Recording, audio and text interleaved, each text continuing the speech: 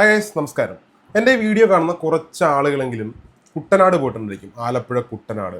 അവിടുത്തെ വൈബ് ഒന്ന് വേറെ തന്നെയാണ്. ബോട്ടിലും വള്ളത്തിലും ഒക്കെ കറങ്ങി നടക്കാം.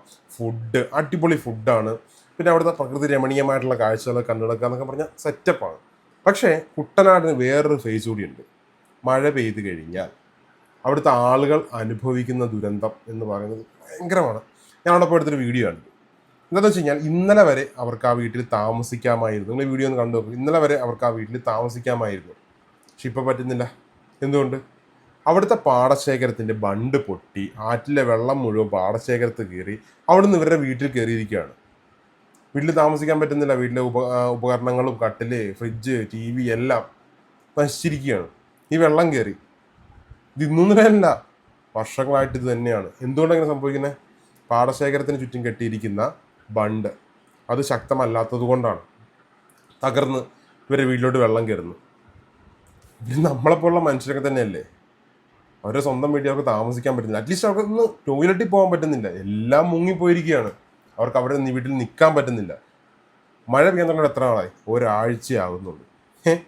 ഈ ഒരാഴ്ച ആയപ്പോൾ അവർ അനുഭവിക്കുന്ന ദുരന്തമാണിത്. ദുരിതം.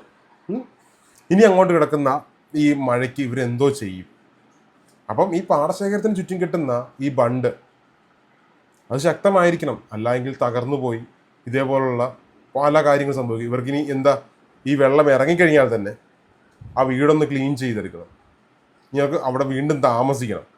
നശിച്ചുപോയ വീട്ടുപകരണങ്ങൾ എന്തെങ്കിലും ദുരിതം. നമ്മളൊന്ന് ആലോചിക്കുക. നമ്മൾ ഇരിക്കുന്ന വീട്ടിലൊന്നും വെള്ളം കയറുന്നില്ല. നമ്മൾ 2018 കണ്ടാൽ നമ്മൾ ഒരുപാട് വീടുകളിൽ വെള്ളം കയറിയതാണ്. പക്ഷെ ഇവർക്ക് 2018 എല്ലാ വർഷത്തിലും ഒരാഴ്ച തികച്ചായിട്ടില്ല മഴ പെയ്യാൻ തുടങ്ങിയിട്ട്. ഇതൊക്കെ ആരുടെ അനാവസ്ഥയാണ്? ഇത് ദുരിതവും ദുരന്തമാണ് അവർ അനുഭവിക്കുന്നത്. വീട്ടുപകരണങ്ങൾ മൊത്തം പോയി. ഇനി ഇവർ ക്യാമ്പിലൊക്കെ പോയിട്ട് തിരിച്ചു വരുമ്പോൾ വീടിൻ്റെ അവസ്ഥ എന്തായിരിക്കും എന്ന് പറയില്ല. ഈ വീട് അവിടെ ഉണ്ടായിരിക്കും എന്നറിയില്ല. കാരണം എല്ലാ വർഷവും വെള്ളം കയറ്റാണ്. ഈ വീടിൻ്റെ ബലത്തെ അത് ബാധിക്കും.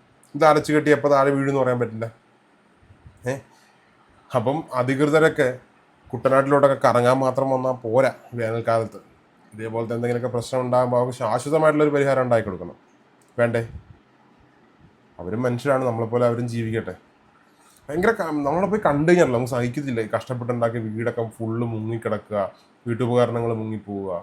ഈ കുറച്ച് ആൾ ഇവരെ കൊണ്ട് ക്യാമ്പിൽ താമസിപ്പിക്കും, കുറച്ച് പച്ചക്കറി അരിയൊക്കെ കൊടുക്കും, അവരെ അങ്ങോട്ട് സമാധാനിപ്പിച്ച് വിടും.